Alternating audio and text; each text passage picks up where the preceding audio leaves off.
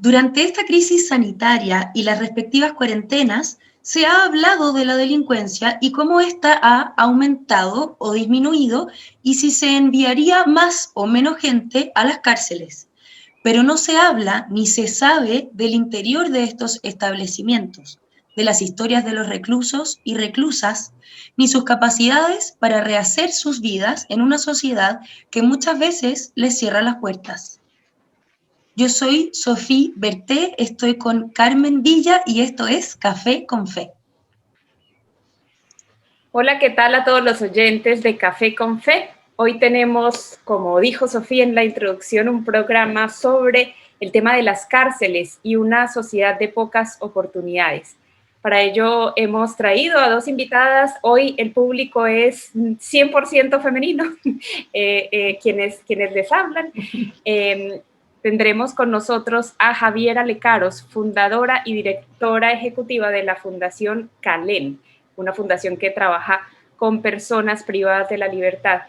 Bienvenida, Javiera, a nuestro programa. Muchas gracias. Tenemos también con nosotros a Regina Funk. Ella es doctora en psicología y directora ejecutiva del programa para el crecimiento y desarrollo de emprendimientos solidarios. Bienvenida, Regina, a Café con Fe. Muchas gracias por invitarme. Bueno, antes de partir, perdón Carmen, antes de partir, acuérdate que tenemos un anuncio que hacer de Radio María, que quiere ser la voz que Chile necesita hoy, la voz de la esperanza, la voz de compañía y de fe. Para esto necesitamos de la ayuda de todos los que nos están escuchando, para que se hagan socio colaborador permanente llamando al 22-869-3222 o en la página web radiomaria.cl. Ahí vamos a estar recordando el teléfono, probablemente si es que nos van a ver en nuestra página de YouTube vamos a subirlo también, pero durante todo el mes de María va a ser esta campaña. Así es, Radio María necesita de la colaboración de todos. Comencemos entonces este programa preguntándole a Javiera, ¿cómo ha cambiado la situación de las personas privadas de libertad con la pandemia? Sabemos que ya no ha sido posible por muchos meses recibir visitas, tener como la interacción con las personas, con los seres queridos, con las personas de afuera de la misma manera que se tenía antes. Si nos puedes describir un poco esta situación que la verdad, como decía Sofía en la introducción, desconocemos. Sí, primero tal vez manifestar la diferencia o diferenciar Santiago, las cárceles de Santiago respecto a las cárceles de regiones. En particular, yo trabajo en la región de los lagos, en el sur de Chile, y claro, acá se da un efecto bien distinto a lo que se da en Santiago, que es lo que normalmente uno conoce en Santiago, el efecto de hacinamiento, producto de la sobrepoblación de las cárceles. Claro. Asimismo, en las regiones se da el efecto de aislamiento, ya que las cárceles tienen menos personas que la capacidad tienen. ¿Qué capacidad tienen? Entonces, lo que pasa acá es que normalmente, en un periodo normal, las personas están aisladas en sus celdas porque pueden estar de a una persona en cada celda. Entonces, eso significa que pasan entre 15 y 17 horas encerradas en su celda individualmente. Lo que en contexto de pandemia ha reproducido un efecto de soledad, de angustia, de desesperación, producto de que están solas, porque no tienen a una persona que las acompañe adentro, pero también porque están lejos de la familia, pero sobre todo de la certeza de lo que está pasando afuera. O sea, si bien a todos los que hemos vivido la pandemia, entre comillas, en el medio libre, hemos sentido también incertidumbre y la angustia que eso genera. En las cárceles eso se reproduce, o sea, se multiplica infinitamente porque no tienen acceso a información certera, por ejemplo. Entonces, lo que acá uno se puede enterar, no sé, en un par de horas porque salen los medios, ellos se enteran a los días después porque es lo que escucharon, que alguien escuchó, que alguien le dijo. Entonces la pandemia ha traído efectos bien nocivos en tanto a la separación de las visitas, y como consecuencia de la ausencia de visita, entonces no tienen acceso a kits de higiene, artículos de higiene básicos, no tienen acceso a ropa, no tienen acceso a comida, qué sé yo.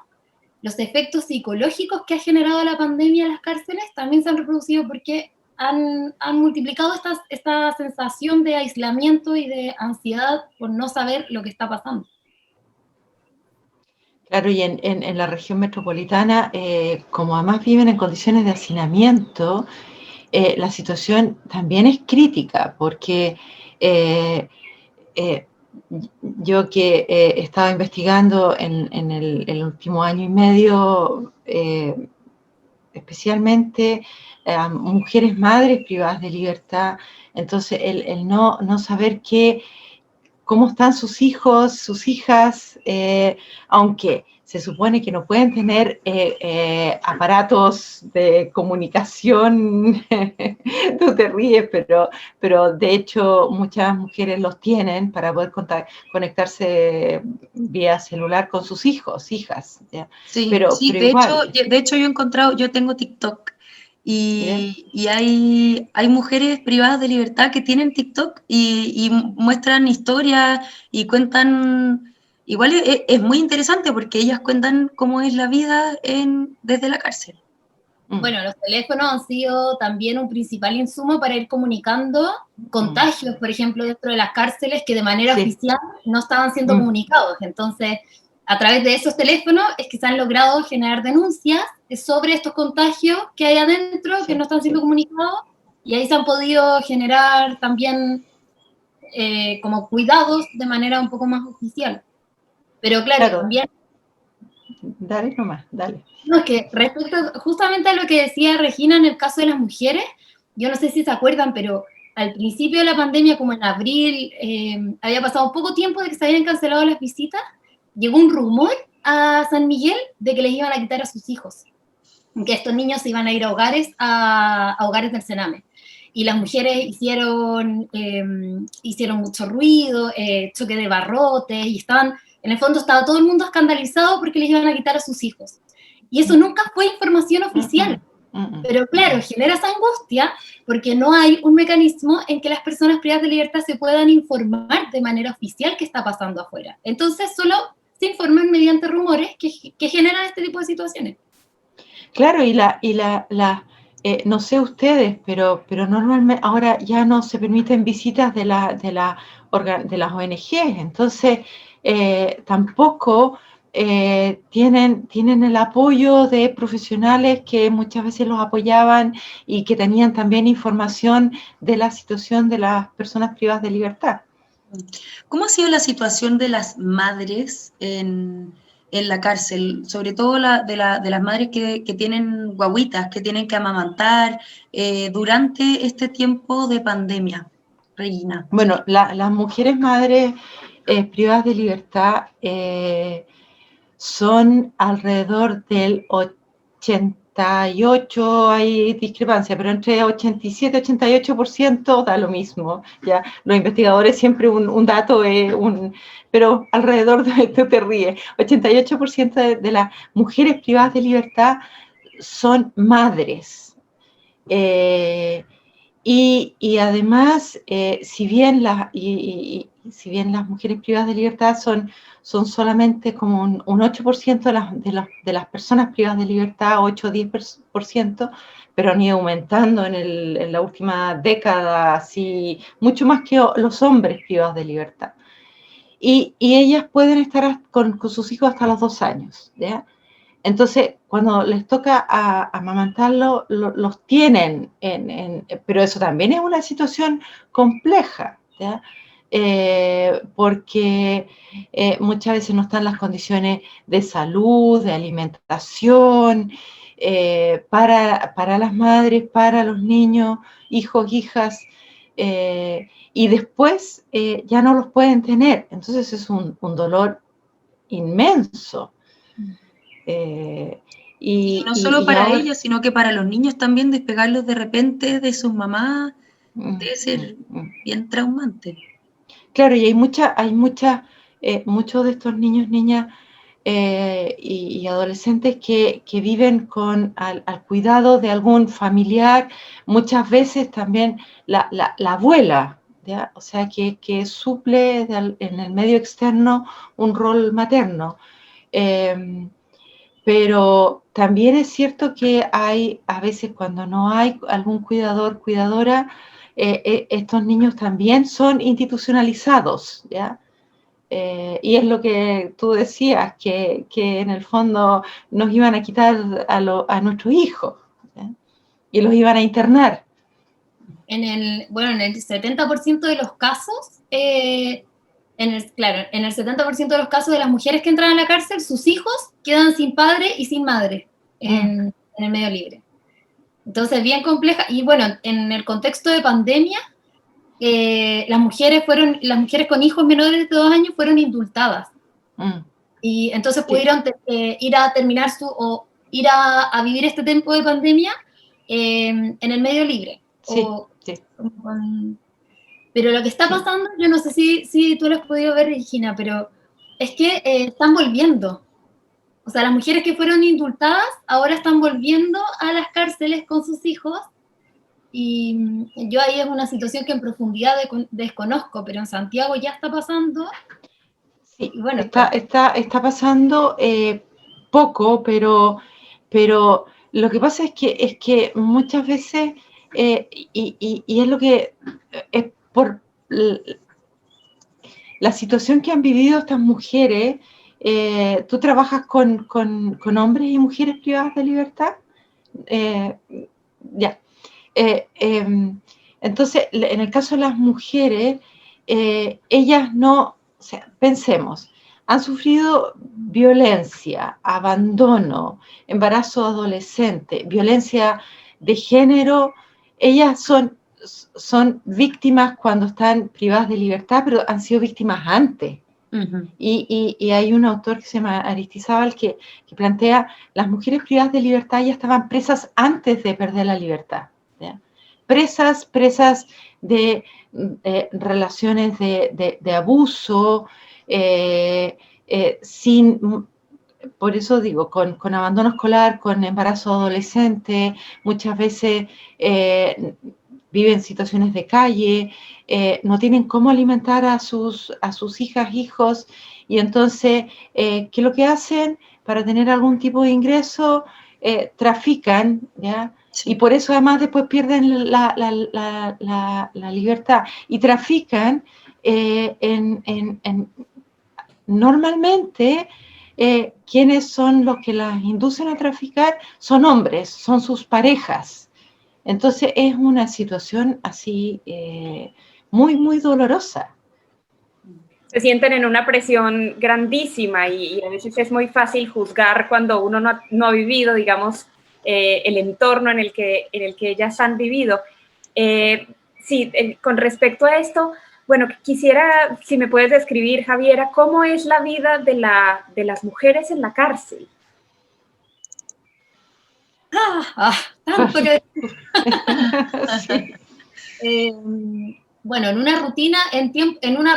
temporalmente la rutina es que entre 9 y 9 y media normalmente, estoy hablando como en términos generales, entre 9 y 9 y media salen de sus celdas, les encierro. Entonces ahí les hacen el conteo, las personas van a tomar desayuno, después a las 12 almuerzan, y después entre 4 y 6 de la tarde, depende de la cárcel, entre 4 y 5 y media diría yo, hacen el encierro. Entonces, el único momento en que tienen fuera de su celda es entre 9 de la mañana y 5 de la tarde, y estas son las 3 comidas que les dan a las personas privadas de libertad. Y las mujeres ya a las 5 o 6 de la tarde entran de nuevo a su celda. Hay algunas cárceles donde se les permite tener televisión, eso depende, en general está bien condicionado a la conducta de la persona, o sea, de la mujer. Obviamente a las posibilidades que tenga sus familiares de poder entregarle esos medios también. Pero de las cosas que yo encuentro más dramáticas en el caso de las mujeres, y ahí es cuando uno evidencia, claro, la cárcel es un sistema pensado por y para hombres. ¿Verdad? Es que es impactante. Sí, es verdad. Yo estuve la semana pasada en una presentación del Congreso Social y dije exactamente lo que tú acabas de decir, Javiera, que es un sistema de hombres diseñado por hombres para hombres. No hay un sistema pensado para las mujeres y menos para las mujeres madres. Es terrible. Y es que es súper evidente, o Sí, sea, sí. es tan evidente como si pensamos en artículos de higiene, por ejemplo. Las cárceles no les entregan confort a las personas privadas de libertad. Y yo siempre digo esto porque los medios de comunicación se encargan de difundir que un privado de libertad cuesta 700.000 pesos al mes, Sí. pero claro, ¿en qué se va esa plata? Bueno, no se va en confort. Y en el caso de las mujeres tampoco se va en toallas higiénicas, por ejemplo, que es un artículo tan básico como de fisiología humana. O no hay baños, o sea, acá en la cárcel de Puerto Montt no hay baños, entonces entre las 9 y 5 de la tarde que están fuera, ellas van al baño, entre comillas, que es como un hoyo que hay en el patio, que es un hoyo que está en una esquina, y son dos, en el fondo, hay dos hoyos, entonces ellas, o sea, como que lo han arreglado haciendo unos biombos de sábanas, pero la infraestructura no está pensada para que una mujer vaya y haga pipí, o una mujer vaya y que esté en los días de su periodo pueda tener una higiene digna al menos, una higiene básica. Tampoco hay lavamanos, por ejemplo. Bueno, es que no hay baño, o sea, no hay un excusado en el fondo. Entonces, de que no hay excusado, los programas de reinserción no tienen enfoque de género, entonces eso genera que los talleres estén pensados, o sea, los talleres que se le hacen a las mujeres son talleres que trabajan temas que normalmente están asociados a los hombres. Los programas de mujer y maternidad son programas que son externos a las cárceles. Entonces, por ejemplo, el programa a cargo de las mujeres y maternidad es Chile Crece Contigo. Sí. Pero es un programa que como política pública, sí. Exacto, entonces sí. la mujer madre y encarcelada tiene otras temáticas, otras problemáticas. Siguiendo con este paralelo entre los hombres y las mujeres, también me gustaría que conversemos cuáles son las principales razones por las que hombres y mujeres inciden en la delincuencia. Regina hablaba que la mayoría de las mujeres entra por microtráfico o bueno, hay o otras, pero en claro, general pero es eso, esta es su gran mayoría. De hecho, hicimos un reportaje en la revista Diálogos, que en Chile se encarcela la pobreza, por si lo quieren buscar, está en la edición 13 de la revista. Así que hay como como algo principal de las mujeres.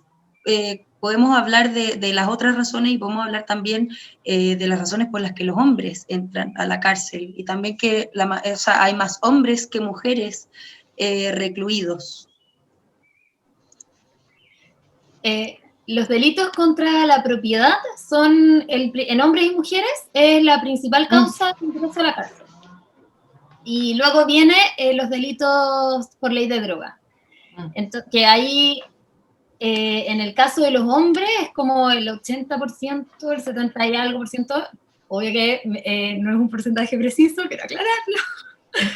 Pero es como un 70-80% en el caso de los hombres, se concentran en esos dos tipos de delitos.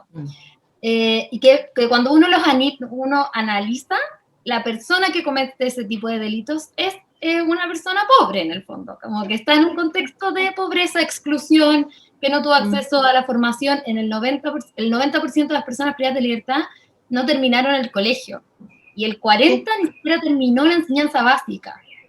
Entonces, como que a mí, bueno, me imagino que a la Regina a mí le pasa, pero... O sea, a mí me duele esto, me duele cuando además uno escucha discursos así como, no, es que por algo están presos, o sea, y bien merecido se lo tienen, ¿ya? Entonces cuando uno escucha esos discursos, a ti te debe pasar, Javiera, o sea, a mí eso me genera, a mí me violenta, me duele, porque es como desde la externalidad, y entonces no ven como, en el caso que yo investigo y he estado más vinculada a las mujeres, o sea, y perder, y y lo que ocurre es que ellas no solo pierden el vínculo con sus hijas, hijos, sino que además, como son madres adolescentes, también tienen un vínculo súper precario con sus hijos, porque además tampoco han construido como una identidad más sana, y eso tiene que ver con las teorías del desistimiento. O sea, no tienen redes, pierden el vínculo con sus hijas, hijos, o un vínculo precario. De parte de las hijas, hijos también tienen un vínculo ambivalente. Entonces, salen de la cárcel, están en el medio libre, y es así como, ya bueno, y arréglatelas como puedes. Hay programas que trabajan, como por ejemplo, Mujer Levántate, que también apoya a la inserción laboral, pero es así, no tienen dónde vivir, no tienen dónde estar con sus hijas, hijos, no tienen trabajo, o sea, no tienen vivienda, no tienen trabajo, y entonces es un círculo. No, y es como, y eso es tan evidente como incluso desde el segundo que salen de la cárcel. O sea, las personas terminan su condena a las 11:59 de su último día de condena. Entonces, todos sabemos que las cárceles, excepto San Joaquín, que está como en pleno centro, pero la mayoría de las cárceles están bien lejos de la ciudad, y por lo tanto están bien lejos de transporte público y de conectividad en el fondo. Sí. Y las personas terminan su condena el último día a las 11:59 de la noche, y ahí el Estado le dice a la persona, da lo mismo que haya estado 10, 20, 15 años dentro de la cárcel, salvo que le vaya bien, ni siquiera se encarga de darles el carnet de identidad. Las personas a veces ni siquiera salen con carnet de identidad. Ahora, en tiempos de pandemia, nos ha tocado que las personas ni siquiera han salido con salvoconducto. Entonces salen, y que no salen por pandemia, como hay toque de queda, salen a las 5 de la mañana, se los sueltan a las 5 de la mañana, sin ni siquiera salvoconducto. Entonces el Estado los tiene encerrados y les dice que le vaya bien, no vuelva, no se le ocurra volver a delinquir.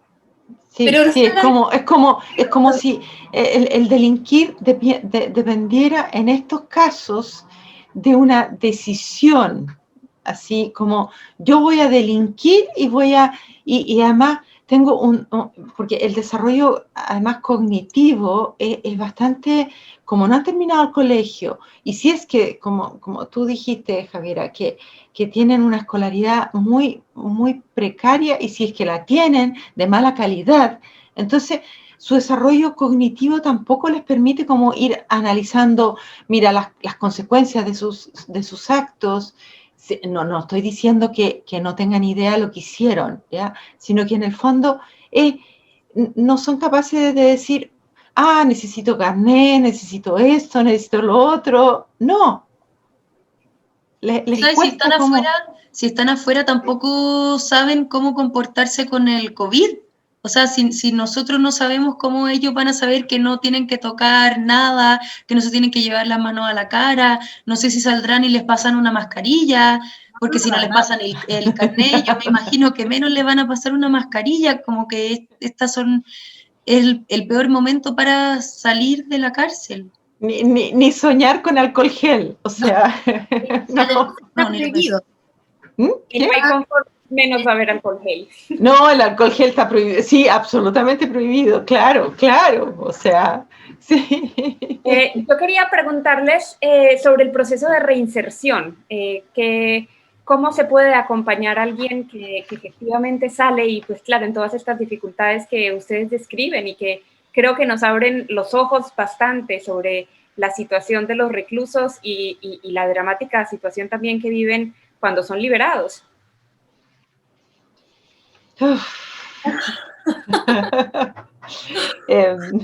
Dale, Javiera, te tiro la pelota a ti.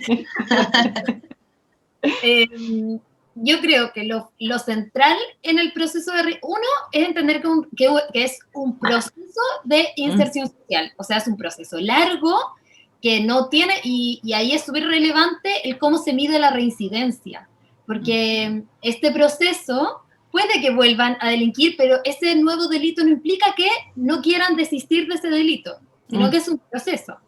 Entonces, yo creo que lo central de este proceso es entender que es multifactorial, o sea, depende de la familia, de que tengan acceso a los servicios sociales, de que puedan terminar el colegio, de que tengan acceso a un trabajo digno, de millones de factores.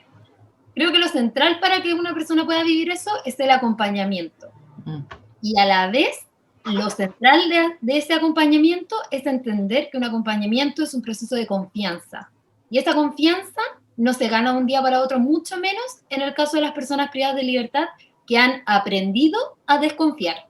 O sea, nosotros desde chiquititos siempre nos enseñaron como confía en tu entorno, hazte amigos, confía en la familia, que es lo más importante que tienes en la vida. Nos han enseñado a reconocer estos factores protectores. En el caso de estas personas, todos estos factores protectores son factores de riesgo. O sea, mi amigo no es tan amigo porque igual va a ir él antes que yo. La sociedad no van a confiar en los carabineros ni en nadie porque acá hay una dinámica de discriminación. Entonces han aprendido a desconfiar. Y eso tampoco confían en la familia porque han sufrido violencia muchas veces en contextos familiares. O sea, ¿sí? No, y vienen tan institucionalizados, en el fondo, antes de estar en la cárcel, estuvieron en el Sename. Antes de estar en el Sename, como sistema de justicia, estuvieron en el Sename como sistema de protección. Entonces, todo esto les fallaron. Entonces, que llegue una trabajadora social o una psicóloga o un psicólogo, cuando salgan de la cárcel, le van a decir, ya, ahora yo te acompaño, no basta, pues, porque esa confianza se tiene que construir con tiempo. A nosotros muchas veces, nosotros en la fundación trabajamos un año antes de que salgan en libertad. Y muchas veces la primera presentación es ellos de manos cruzadas diciendo, bueno, vamos a ver si vuelve. O, ¿para qué me van a entrevistar si no sirve de nada?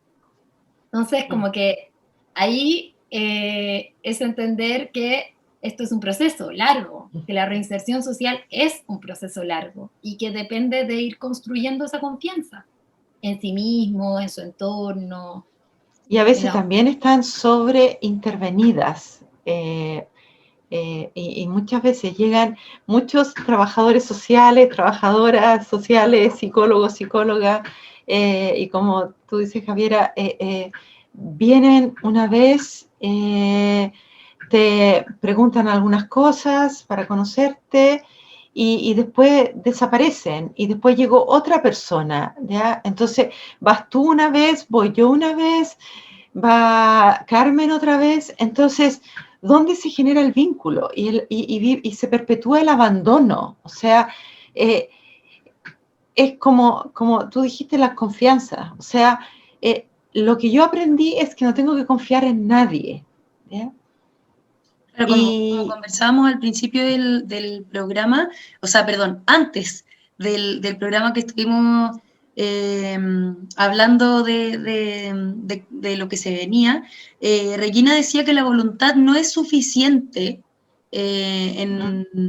cuando sobre todo ONG, por ejemplo, quieren ayudar a los privados de libertad, como la voluntad no es suficiente ni siquiera para recoger perritos de la calle, o sea, más todavía cuando estamos hablando de seres humanos que tienen dignidad, y quiero como hablar del Evangelio, citar a Jesús, que dice, cuando les está diciendo que con uno de estos pequeños lo hiciste conmigo, estuve preso y me visitasteis. ¿Cuán importante es el acompañamiento? ¿Cómo podemos hacer un acompañamiento de las personas que nunca han tenido un buen vínculo o un buen acompañamiento? ¿Cómo se logra algo así desde la Fundación Calén, desde Cáritas? Por favor, ilústrenos en ese tema. Bueno, yo creo que primero, tú no estabas, Javiera, cuando yo comenté esto. Yo creo que a veces lo que yo he visto, yo he trabajado e investigado hartos temas con distintos tipos de organizaciones sin fines de lucro. Y muchas veces la voluntad, es lo que yo dije, no, la voluntad no basta, y a veces es mejor no hacer nada que hacer daño. yo creo que tú estás absolutamente de acuerdo, y hemos visto cómo yo diría que por lo menos lo que desde mi rol como académico, también creo que tenemos una responsabilidad como universidad, como Universidad Católica, en este caso, donde yo trabajo, es también formar profesionales que puedan trabajar y apoyar en el trabajo en cárceles, porque muchas veces llegan alumnos en práctica, profesionales recién egresados, y no saben qué hacer ni cómo hacerlo. Y entonces dicen, mujer, madre, ya, y yo aprendí algo del apego, entonces trabajo el tema del apego. Y no sé cómo hacerlo, y a veces hago más daño, ¿no? Yo creo que... Es que estoy 100% de acuerdo con eso. No había logrado como entender bien la idea, y claro, que no basta con la voluntad. A nosotros nos pasa mucho que se nos acerca mucha gente que quiere hacer voluntariado, y nosotros como fundación somos muy cuidadosos con las personas privadas de libertad, porque son nuestro tesoro, como son nuestro cristal. Entonces hacemos un proceso con los voluntarios, con las voluntarias. No cualquiera puede ir a la cárcel, porque ayudarnos es un derecho. Y eso es súper relevante, o sea, ayudarnos es todo derecho. Porque porque estás trabajando con personas, es un otro que va a confiar en ti, que se va a vincular. Una de las cosas más importantes en la cárcel es que cumplir siempre el compromiso. Entonces, no te vayas a comprometer a traerle un lápiz Bic mañana si no se lo vas a traer, porque no traerles el lápiz Bic no solo es que se va a quedar sin lápiz para escribir, es que eso va a detonar y le va a aseverar esta trayectoria de desconfianza que finalmente, o sea, yo creo que como la actitud en la que se puede traducir una persona privada de libertad, así como estereotipo, es la desesperanza aprendida. Y es que aprendieron a o sea, ya no tienen esperanza. Entonces hay que ser súper cuidadoso, y ahí estoy 100% de acuerdo con que la voluntad no basta. O sea, es súper importante tener profesionales capacitados, y no solo como capacitación técnica, No. sino que tener un compromiso y estar o sea, convencida de esta vocación, que además es súper ingrata.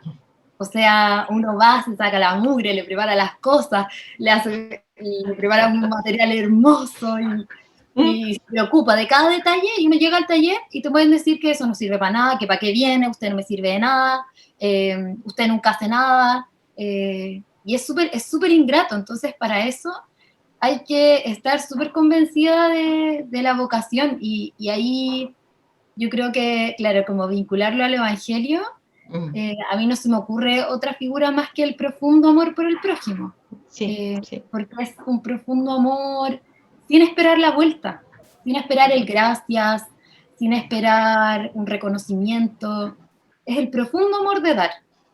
Y además no lo haces por ti, o sea, porque lo que yo también he visto es que hay profesionales y voluntarios que lo hacen por ellos, y yo entiendo eso, que tú quieras desarrollarte como persona ayudando a otros, ¿ya?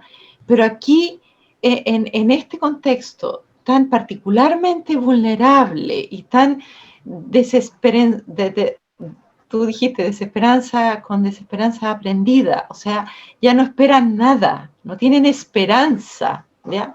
No esperan esperanza, o sea, no esperan nada, ¿ya? Entonces, ahí es donde si yo lo hago por mí y no lo hago por el otro, ¿ya? Como de una profunda fraternidad, ayuda al hermano que sufre, ¿ya? Si no lo pienso así, no voy a poder hacerlo bien. Y sí, ahí yo quisiera retomar lo que dijo Sofía hace un rato de la cita de Jesús, estuviste preso y me viniste a visitar. Jesús luego dice en esa misma cita que está en Mateo 25, lo que hiciste con uno de los más pequeños, conmigo también lo hiciste. No es pensar, como dicen ustedes, en uno mismo, en que qué bueno poder hacer voluntariado para que me den las gracias y digan lo bueno que soy, sino en verdad, sobre todo pensando en ellos y pensando en que Cristo está en ellos. Lamentablemente estamos llegando al final del programa. Yo quisiera hacerles una última pregunta con respecto a la nueva constitución que se va a redactar en Chile. Si ustedes creen que en algo cambiaría, podría haber alguna precisión sobre el tema de la situación de las cárceles en la nueva constitución. Pregunta compleja. Yo creo que tiene que ver con aquello que tanto hablamos, que es igualdad ante la ley, ¿ya? E igualdad de derechos, que también tiene que ver con eso. O sea, es porque a mí lo que me preocupa en estas situaciones es que ni siquiera tienen un acceso igualitario a la justicia, ¿ya? Entonces, cuando porque somos sujetos de derecho, y ellos, por lo menos con las mujeres con las que nosotros trabajamos con el programa Rehaciendo Vínculos, que yo encuentro hermoso el nombre, y se los dije, de la Vicaría de la Pastoral Social Cáritas, es que si no tienen acceso a la justicia, no son, por lo menos las mujeres, no somos muchas veces sujetos de derecho en la práctica, no me refiero en la declaración, en la práctica, ¿ya? Entonces, por lo menos las mujeres y los niños, niñas también, o sea, una cosa es que nosotros, digamos, nos adscribimos a los derechos de los niños, ¿cierto? Niños, adolescentes, pero otra cosa es de verdad preocuparnos de eso en la práctica. Y yo creo que ese es el tremendo desafío. ¿Y dónde ponemos los recursos? ¿Ya? ¿Dónde ponemos los recursos? Porque también tiene que ver con eso, porque acá hay temas que tienen que ver con la educación, ¿cierto? Cuando no tienen acceso a la educación, cuando no tienen acceso a un trabajo digno.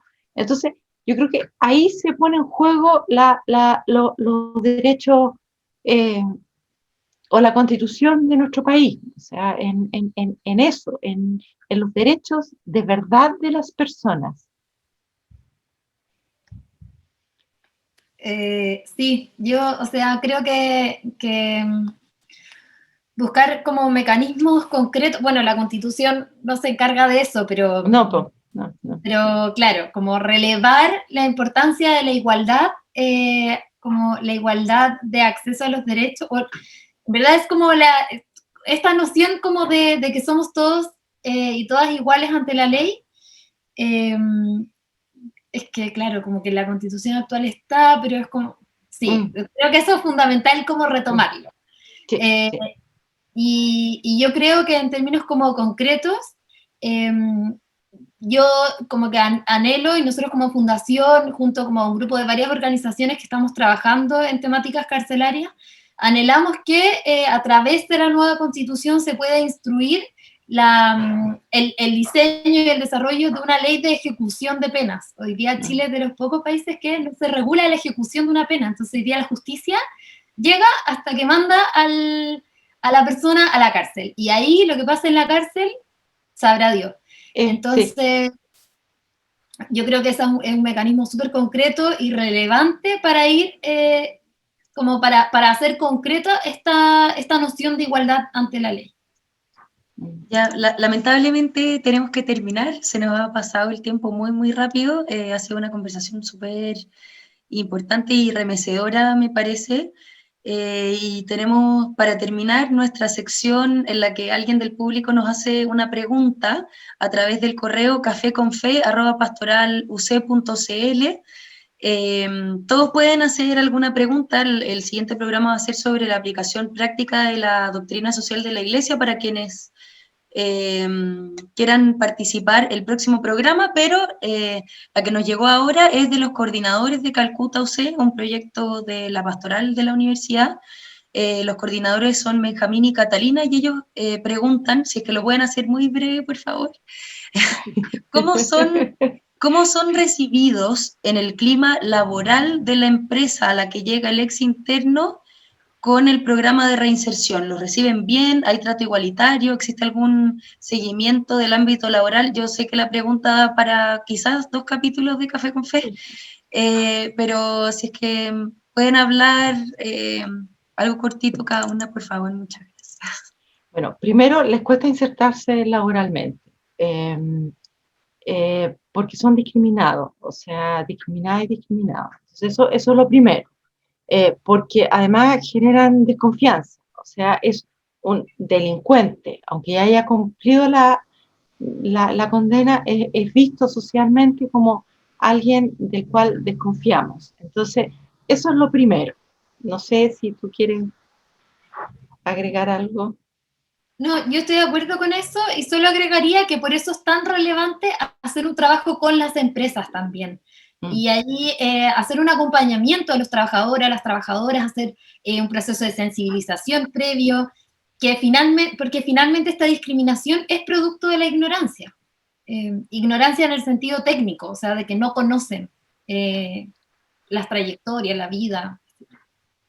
Yo creo que tiene que ver con todo lo que es la incorporación de personas, así como se incorporan personas con discapacidad en las organizaciones. Yo sueño con que podamos también incorporar a las organizaciones personas que han estado privadas de libertad. Y eso podría perfectamente, lamentablemente hubo que regularse antes de incorporar a personas con discapacidad, porque no se hacía. Entonces tuvo que ser incorporado en el Código del Trabajo. Y yo sueño, y yo creo que tú también, que esto pudiera ser parte de los desafíos que aceptan las organizaciones, y también es responsabilidad nuestra educar a quienes toman las decisiones en las organizaciones para incorporar a personas que ya han cumplido su condena. Yo iba a decir sufrido su condena, pero también sufrido. Lamentablemente llegamos al final. Como Café con Fe quedamos comprometidas y comprometidos para hacer un programa de reinserción. Pero para ya llegando al final, quiero repetir lo que dije en el inicio. Durante el mes de María, la Radio María quiere ser la voz que Chile necesita hoy, la voz de esperanza, la voz de compañía y de fe. Para esto necesitamos de tu ayuda. Hazte socio colaborador permanente llamando al 22-869-3222 o en la página web radiomaria.cl. Recuerden llamar al 22-869-3222 o ingresar a la página web radiomaria.cl. Hazte socio colaborador permanente para que juntos seamos la voz que Chile necesita hoy. Muchas gracias, Regina y Javiera, por habernos acompañado y haber aportado tanto en este programa sobre la situación de las cárceles. Gracias también a Sofía por conducir junto conmigo. Y gracias a todos los oyentes. Nos vemos o nos escuchamos en una próxima edición de Café con Fe.